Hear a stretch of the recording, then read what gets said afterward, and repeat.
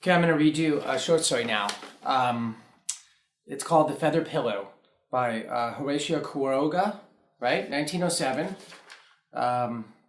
Uruguayan cat. This is a good one. Let's get into it. Her entire honeymoon gave her hot and cold shivers. A blonde, angelic, and timid young girl, the childhood fancies she had dreamed about being a bride had been chilled by her husband's rough character.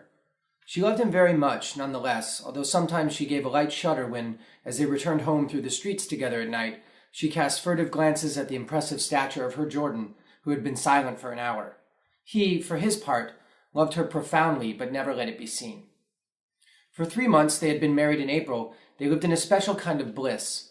Doubtless she would have wished less severity in the rigorous sky of love, more expansive and less cautious tenderness, but her husband's impassive manner always restrained her. The house in which they lived influenced her chills and shuddering to no small degree. The whiteness of the silent patio, friezes, columns, and marble statues produced the wintry impression of an enchanted palace. Inside, the glacial brilliance of the stucco, the completely bare walls, affirmed the sensation of unpleasant coldness. As one crossed from one room to another, the echo of his steps reverberated throughout the house, as if long abandonment had sensitized its resonance. Alicia passed the autumns in a strange love nest. She had determined, however, to cast a veil over her former dreams and live like a sleeping beauty in the hostile house, trying not to think about anything till her husband arrived each evening.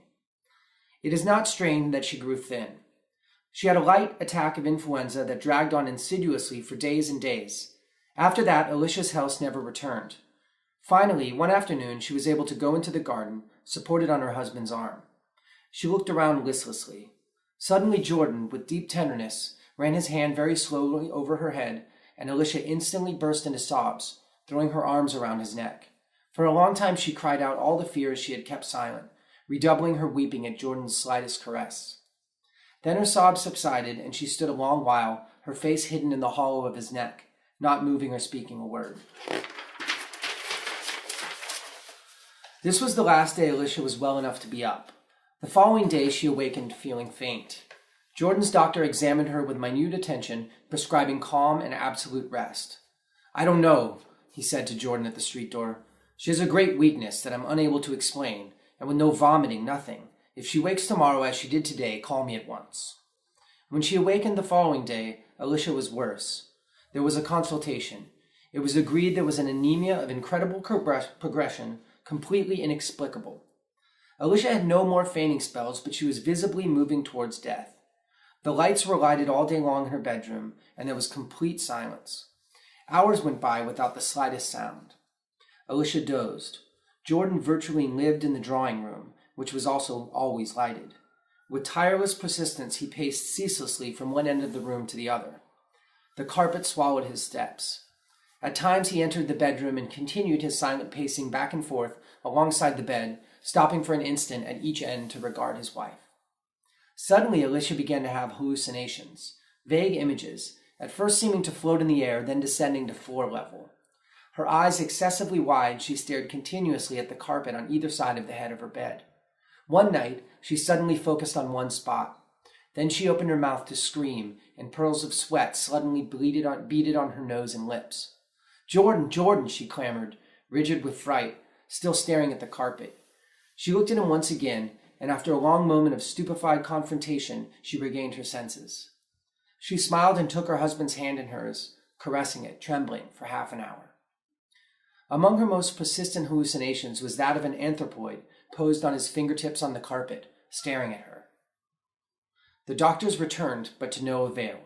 They saw before them a diminishing life, a life bleeding away day by day, hour by hour, absolutely without their knowing why. During the last consultation, Alicia lay in a stupor while they took her pulse, passing her inert wrist from one to another. They observed her a long time in silence and then moved into the dining room. "Phew," the discouraged chief physician shrugged his shoulders. "It's an inexplicable case. There's little we can do." "That's my last hope," Jordan groaned, as he staggered blindly against the table.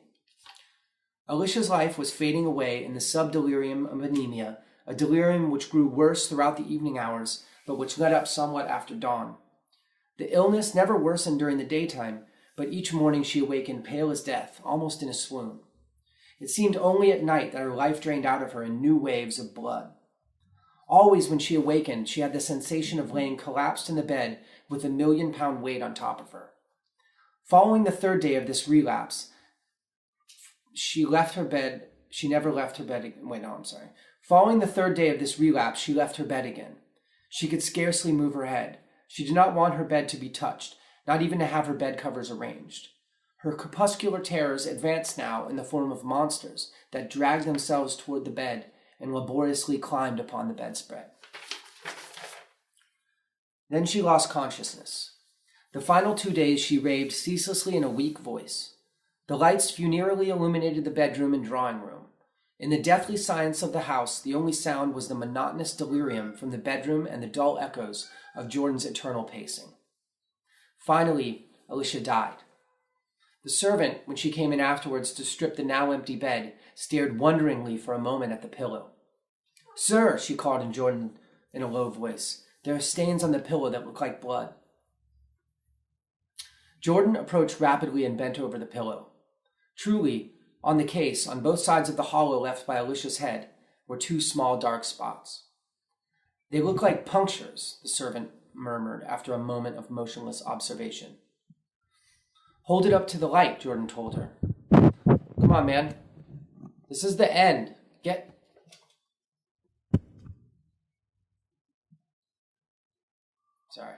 Get away from there. Hey! This guy. All right, well, you can just listen to me. It doesn't matter. Hold it up to the light," Jordan told her. The servant raised the pillow but immediately dropped it and stood staring at it, livid and trembling. Without knowing why, Jordan felt the hair rise on the back of his neck.